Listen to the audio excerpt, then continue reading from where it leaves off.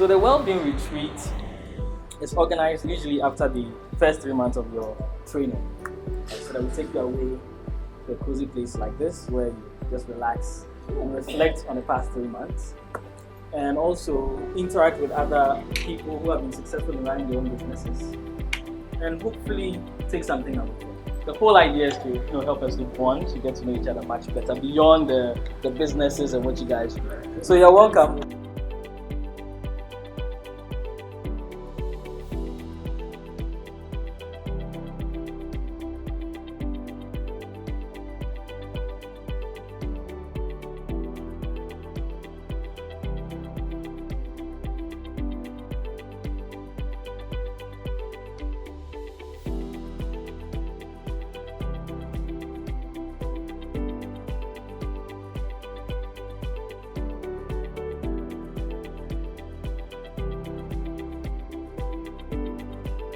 All right, so today we are going to talk about exponential organizations. I don't agree with everything that the proponents of that theory talk about, but fundamentally I think it's a very strong theory. The world is changing very fast, and this allows you to keep up to date with the changes that's taking place in the world and make sure that you don't get an iridium moment. And we're going to talk about an iridium moment, what an iridium moment is. Iridium was actually a company, and this was a company started by Motorola. Okay. And the whole idea is, those days they thought mobile telephony will become big, right? And Motorola thought, how can we take advantage of it? Building a cell phone tower was extremely expensive. It cost over $100,000 to build a cell phone tower. So how do we ensure that we can reach everybody in the world at reasonable cost, so that this is not overly expensive?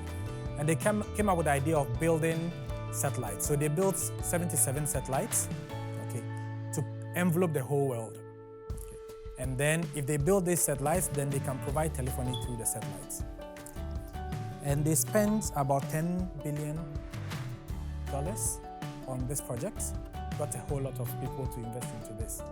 Unfortunately for them, just around the time they started and launched, cell phone towers became extremely cheap to build. Today, I think you can build a cell phone tower for less than $10,000. Cell phone technology also became more robust and more reliable. So basically, cell phone companies became more viable. And you had all these cell phone companies coming up and offering the service. The long and short of it is the company collapsed. And you ask yourself, why did the company collapse, right? First and most fundamental, they did not understand where technology was moving to. Eyes on the prize, I feel alive in this vicinity. Alone on the throne, just me and my soliloquies. Cruise like Penelope, chill where the realest be. More like Morgan and Freeman, you fit to see fans want to find them. Labels want to sign them. Atheists amazed like, which God designed them? No gods, no glory, that's why I'm not fearing. I tell them, don't worry, Mr. Bobby McFerrin, incidentally. Must have been the sense of me. Have me on smoke clouds, nobody can censor me. Say prayers in the garden. On my way here, I've spoken to 2 other groups. I was trying to figure out what to say about this whole disruption thing that I've not really spoken about.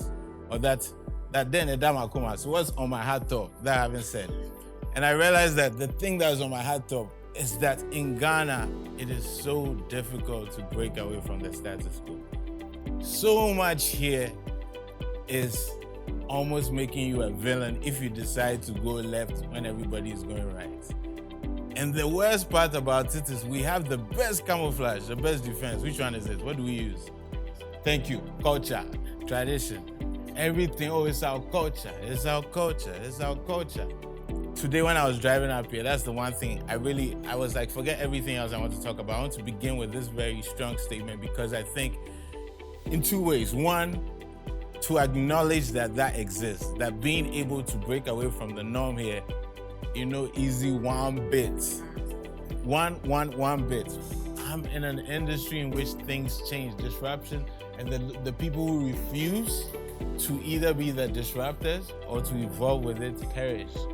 I can imagine how much money has been lost by people who everything was happening, but they're like, no, the CD industry is going to survive.